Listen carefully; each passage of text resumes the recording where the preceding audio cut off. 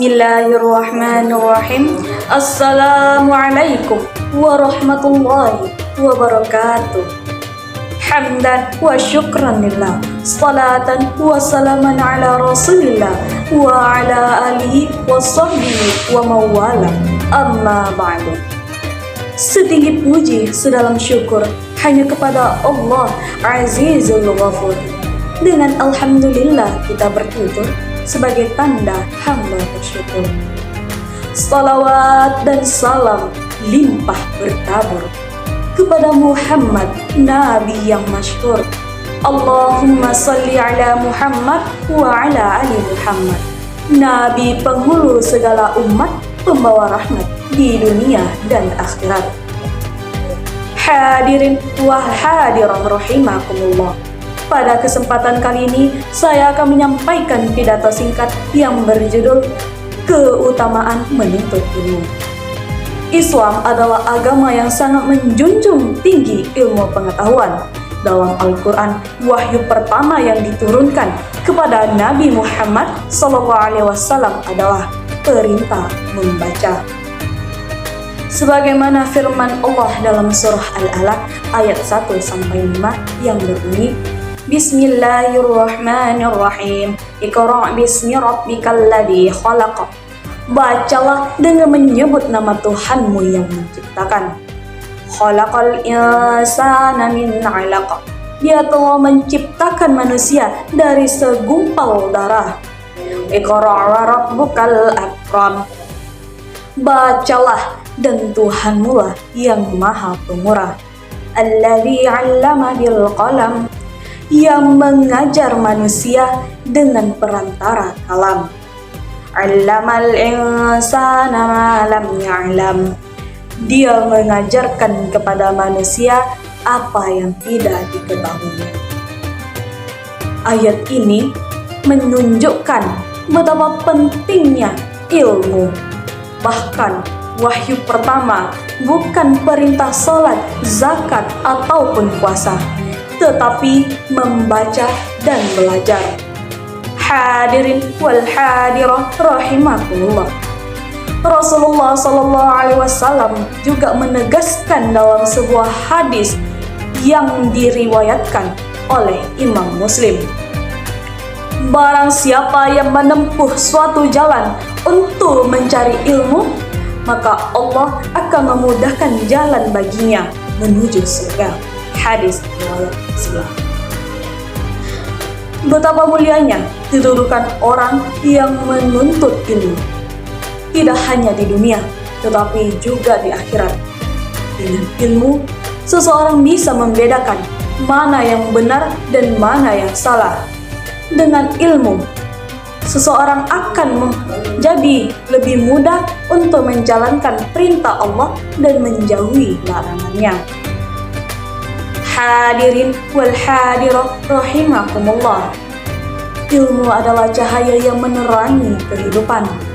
Tanpa ilmu, manusia akan mudah tersesat dan terjebak dalam kebodohan. Karena itu, Allah meninggikan derajat orang-orang yang berilmu, sebagaimana firman-Nya dalam surah Al-Mujadilah ayat 11 yang berbunyi, Yarfa'illahu alladhina amanu minkum walladhina utul ilma darajat. Artinya, Allah akan meninggikan orang-orang yang beriman di antara kamu dan orang-orang yang diberi ilmu pengetahuan beberapa derajat. Quran Surah Al-Mujadilah ayat 11. Ayat ini menunjukkan bahwa orang berilmu memiliki kedudukan yang tinggi di sisi Allah. Maka sudah sepatutnya kita bersemangat dalam menuntut ilmu, baik ilmu agama maupun ilmu umum yang bermanfaat bagi umat. Hadirin wal hadirah rahimakumullah. Namun menuntut ilmu tidak boleh hanya untuk mencari gelar atau pujian manusia. Hendaknya niat kita murni karena Allah Ta'ala.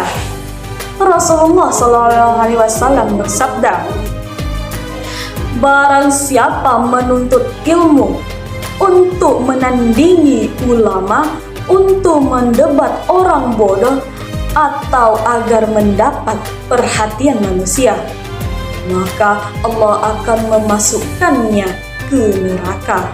Hadis riwayat Ibnu Majah. Karenanya, niat kita harus ikhlas semata-mata untuk mendapatkan ridho Allah Subhanahu wa taala dan mengamalkan ilmu tersebut di jalan kebaikan. Hadirin wal hadirah rahimakumullah. Menuntut ilmu juga merupakan ibadah yang tidak terputus pahalanya. Bahkan ulama mengatakan orang yang menuntut ilmu berada di jalan jihad fi sabilillah. Setiap langkah yang kita tempuh menuju tempat belajar, setiap buku yang kita baca, dan setiap guru yang kita hormati, semuanya bernilai ibadah di sisi Allah Subhanahu wa taala. Maka dari itu, marilah kita tanamkan semangat belajar dalam diri kita. Jadikan ilmu sebagai bekal untuk membangun diri, keluarga, dan bangsa. Karena dengan ilmu, kita bisa menjadi pribadi yang lebih bijak, sabar, dan bermanfaat bagi sesama. Hadirin wal hadirah rahimakumullah.